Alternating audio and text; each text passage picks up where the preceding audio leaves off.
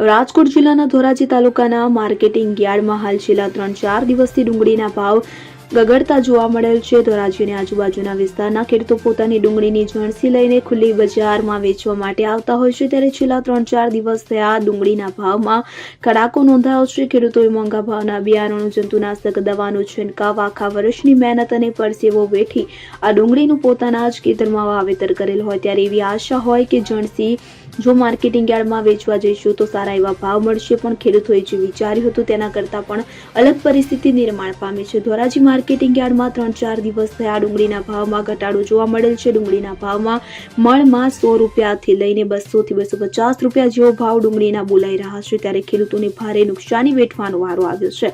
ડુંગળીના વાવેતરમાં ખેડૂતો રાતા પાણીએ રોવાનો તેઓને વારો આવેલ છે। નુકસાની ખાઈને ડુંગળી જણસી ખુલ્લી બજારમાં વેચવી પડે છે।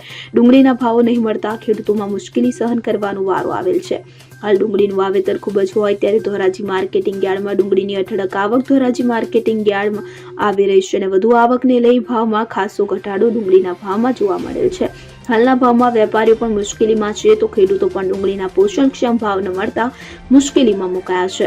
સુરેશભાઈ રાબડિયા, ધોરાજી એપીએમસી।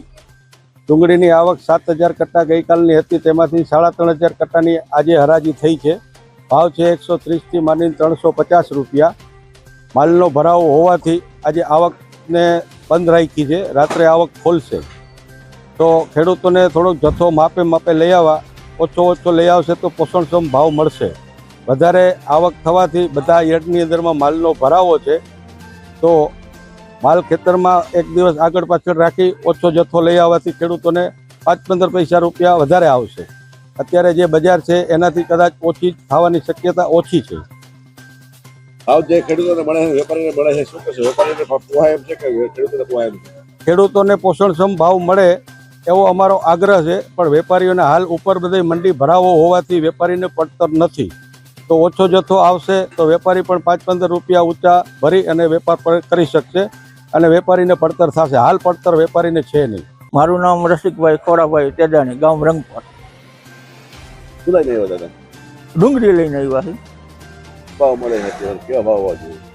હવા 200 ભાવ મળ્યા। 500-700 ની ડુંગળી જઈ આવી હતી, હવા 200 ભાવ મળ્યા, એટલે અમુકની નુકસાની કરવાની છે ડુંગળીમાં, ફાયદો કઈ મળતો નથી। શું કરો સરકાર? સરકારને એવી વિનંતી છે કે ડુંગળીની આવીને સારી નિકાસ કરે અને ભાવ મળે ખેડૂતોને અને ફાયદો મળે હંધાઈને, એવી અપેક્ષા છે। મારું નામ દિનેશભાઈ રતિભાઈ ગોંડલિયા, વણિયા ગામ, તાલુકો વિસાવદરથી ડુંગળી લઈને ધોરાજી યાર્ડમાં આવ્યા છે। ત્યાં પણ મબલક આવક છે। ભાવ પોષણ તો મળતા નથી, 200 થી 250 રૂપિયા માંડ ભાવ મળે છે। સરકાર પાસે એવી નમ્ર વિનંતી, ફરીથી નિકાસ ચાલુ કરે તો ખેડૂતોને 5 પૈસાનો ફાયદો થાય। અત્યારે શું ભાવ મળે? કેટલાક ભાવ નુકસાની? ત્યારે 200 થી 250 રૂપિયા જ ભાવ મળે છે। ઓછામાં ઓછા 500-600 રૂપિયા ભાવ મળે તો ખેડૂતોને 5 પૈસાનો ફાયદો થાય। સરકાર પાસે શું અપેક્ષા છે? સરકાર પાસે એટલી અપેક્ષા છે ફરીથી નિકાસ ચાલુ કરે તો ખેડૂતોને થોડોક ફાયદો થાય। અલ્પેશ ત્રિવેદી સાથે સીન 24 ન્યૂઝ ધોરાજી। હવે જુઓ દેશ દુનિયાની તમામ ખબરો તમારી આંગળીના ટેરવે। ઉઠાવો મોબાઈલ અને ગૂગલ પ્લે સ્ટોર પરથી ડાઉનલોડ કરો અમારી CN24 ન્યૂઝ મોબાઈલ એપ।